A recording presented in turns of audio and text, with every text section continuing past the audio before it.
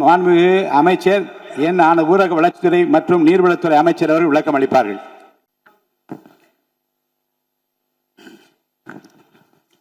மாண்புமிகு பேரவைத் தலைவர் அவர்களே, மாண்புமிகு முதலமைச்சர் அவர்களே, காவேரி நதிநீர் விவகாரத்தில் தமிழக விவசாயிகளின் வாழ்வாதாரத்தையும் நமது மாநிலத்தின் வரலாற்று சிறப்புமிக்க நதிநீர் உரிமைகளையும் காப்பதில் இந்த அரசு துளியும் சமரசம் செய்து கொள்ளாது என்பதை இப்பேரவையில் உறுதியாக தெரிவித்துக் கொள்கிறேன்.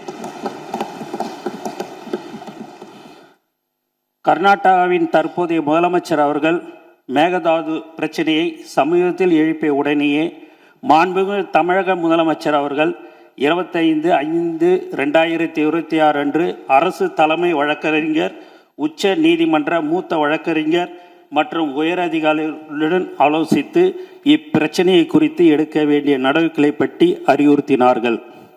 அத்துடன் நிற்காமல் நமது மாண்புமிகு முதல்வர் அவர்கள் அடுத்த நாளே 26/5/2026 தனது கடிதத்தின் வாயிலாகவும் 27/5/2026 அன்று மாண்புமிகு இந்திய பிரதமர் அவர்களை நேரில் சந்தித்து மேகதாது திட்டத்திற்கு எவ்வித அனுமதியும் அளிக்க வேண்டாம் என மீண்டும் வலியுறுத்தினார்கள். மாண்புமிகு தமிழக முதல்வர் அவர்கள் 25/5/2026 அன்று உத்தரவிட்டதின் அடிப்படையில் தமிழ்நாடு அரசு சார்பாக புதுடெல்லியில் உள்ள தேசிய பசுமை தீர்ப்பாயத்தின் முதன்மை அமர்வில் மேகதாது திட்டத்தை எதிர்த்து 27/5/2026 அன்று ஒரு மனு தாக்கல் செய்யப்பட்டுள்ளது. இந்த சூழலில் மாண்புமிகு தமிழக முதல்வர் அவர்கள் 18/6/2026 அன்று அமைச்சர்கள், சட்ட வல்லுநர்கள் மற்றும் காவேரி தொழில்நுட்ப குழு மற்றும் பன்மாநில நதிநீர் பிரிவினை தலைவர் ஆகியோருடன் ஆலோசித்த பின்னர் மேகதாது திட்டத்தை எதிர்த்த ஒரு தீர்மானத்தை முன்மொழியலாம் எனவும் அதற்கு அனைத்து சட்டமன்ற உறுப்பினர்களின் ஒருமித்த ஆதரவை கோரலாம் எனவும் முடிவெடுத்தார்கள்.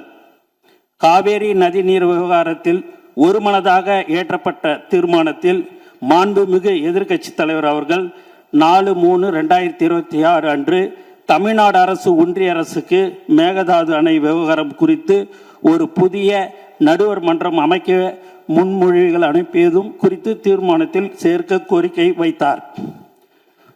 அதன்படி இப்பேரவையில் 19/6/2026 அன்று நடுவர் மன்றம் அமைக்குமாறு வலியுறுத்தி ஒருமனதாக தீர்மானம் நிறைவேற்றப்பட்டு அதன் நகலை அன்றே தனது நேர்முக கடிதம் வாயிலாக மாண்புமிகு முதல்வர் அவர்கள் மாண்புமிகு இந்திய பிரதமர் அவர்களுக்கு அனுப்பியுள்ளார்கள் என்பதை குறிப்பிட விரும்புகிறேன். இவ்வாறு தமிழர் நலன் கருதி இந்த அரசு மாண்புமிகு முதல்வர் அவர்களின் ஆலோசனைப்படியும் மேகதாது திட்டத்தை முறியடிக்க அனைத்து நடவடிக்கைகளும் தொடர்ந்து எடுத்து வருகிறது. ஆனால் சிலர் நடுவர் மன்றம் அமைக்குமாறு கோருவது சரியான அணுகுமுறை அல்ல என கருதுகின்றனர். சில தரப்பினர் பரப்பி வரும் தவறான புரிதலுக்கு முற்றுப்புள்ளி வைக்கும் வகையில் நமது அரசின் நேர்த்தியான அணுகுமுறை பற்றி இந்த மாமன்றத்தில் தெளிவுபடுத்த விரும்புகிறேன்.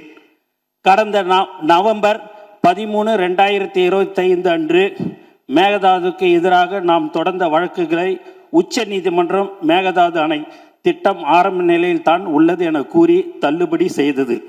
அந்த தீர்ப்பின் பேரா 29 மாநிலங்கள் தங்களுக்கு ஒதுக்கப்பட்ட தண்ணீரை எப்படி வேண்டுமானாலும் பயன்படுத்தலாம் என நீதிமன்றம் குறிப்பிட்டது. இதை தங்களுக்கு சாதகமாக பயன்படுத்தி கர்நாடகாவோ அல்லது கேரளாவோ தன்னிச்சையாக புதிய அனுமதிக்கப்படாத திட்டங்களை கையில் எடுத்துவிடக்கூடாது என்பதில் நாம் உறுதியாக இருந்தோம். டிசம்பர் 2025 ஒன்றிய அரசு தன்னிச்சையாக காவேரி நீர்வள திட்டங்களை மதிப்பீடு செய்வதற்கான வழிகாட்டுதலை வெளியிட்டது. மேலும் கடந்த மே 2026 நாளிட்ட ஒன்றிய ஜல் சக்தி அமைச்சகத்தின் கடிதம் மூலம் மத்திய நீர்வள ஆணையம் CWC கர்நாடகாவின் மேகதாது திட்ட அறிக்கை DPR மீது தனது தொழில்நுட்ப கருத்துக்களை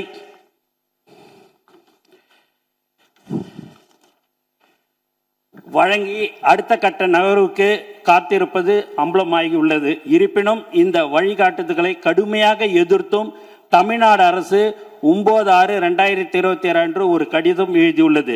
இந்த சூழ்நிலையின் தீர்வை கருத்தில் கொண்டு ஏற்கனவே குறிப்பிட்டவாறு நமது மாண்பு முதலமைச்சர் அவர்கள் அண்மையில் 27/5/2026 மாண்புமிகு இந்திய பிரதமர் அவர்களை நேரில் சந்தித்து மேகதாது அணை விவகாரம் குறித்த தமிழ்நாட்டின் நியாயமான கவலைகளை குறிப்பிட்டு கோரிக்கை மனு சமர்ப்பித்துள்ளார்கள். தமிழ்நாட்டின் ஒப்புதல் இல்லாமலும் நடுவர் மன்ற தீர்ப்புக்கு முரணாகவும் மேகதாது பகுதியில் எந்த ஒரு கட்டுமான பணிகளும் அனுமதிக்க கூடாது என்று அக்கோரிக்கையில் மிகவும் வலியுறுத்தி கேட்டுக்கொள்ளப்பட்டுள்ளது. 2018 உச்ச நீதிமன்ற தீர்ப்பின் மூலம் தமிழ்நாட்டிற்கு உறுதி செய்யப்பட்ட 50% நம்பகத்தன்மை கொண்ட 740 TMC தண்ணீர் பங்கீட்டை எந்த ஒரு புதிய நடுவர் மன்றமும் மாற்ற முடியாது. எனவே கர்நாடகா தமிழ்நாட்டிற்கு அளிக்க வேண்டிய 176.25 TMCயில் எந்த மாற்றமும் ஏற்படாது.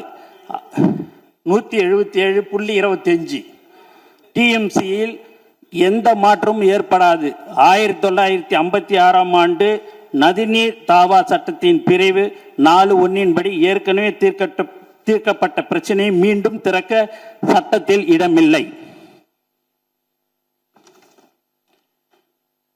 2018 தீர்ப்பில் உபரி நீர் சர்ப்ளஸ் வாட்டர் குறித்து துல்லியமாக கணக்கிடப்படவில்லை. இதனை பயன்படுத்தி கர்நாடகா உச்ச நீதிமன்றத்தில் ஏற்கனவே ஒரு அசல் வழக்கை தொடர்ந்தது. 1956 நதிநீர் தாவா சட்டத்தின்படி இத்தகைய புதிய நதிநீர் பிரச்சனையை ஒரு நடுவர் மன்றத்தால் மட்டுமே தீர்க்க முடியும் என்பது உச்ச நீதிமன்றத்தில் நமது வாதமாகும். காவேரி மேலாண்மை ஆணையம் CWMA கர்நாடகாவின் விரிவான திட்ட அறிக்கையை DPR நிராகரித்து விட்டது என்று கூறுவது முற்றிலும் தவறானது. விரிவான திட்ட அறிக்கையை DPR நிராகரிக்கவில்லை. மாறாக எவ்வித கருத்தும் கூறாமல் மத்திய நீர்வள ஆணையத்திடமே CWC திருப்பி அனுப்பியுள்ளது. எனவே ஆபத்து இன்னும் நீங்கவில்லை. மாண்புமிகு பேரவைத் தலைவர்களே, ஒன்றிய அரசும் கர்நாடகாவும் புதிய வழிகாட்டுதலின் கீழ் மேகதாது திட்டத்தை மறைமுகமாக மேற்கொள்ள முற்படும் வேளையில் நாம் கைகளை கட்டிக்கொண்டு வேடிக்கை பார்க்க முடியாது.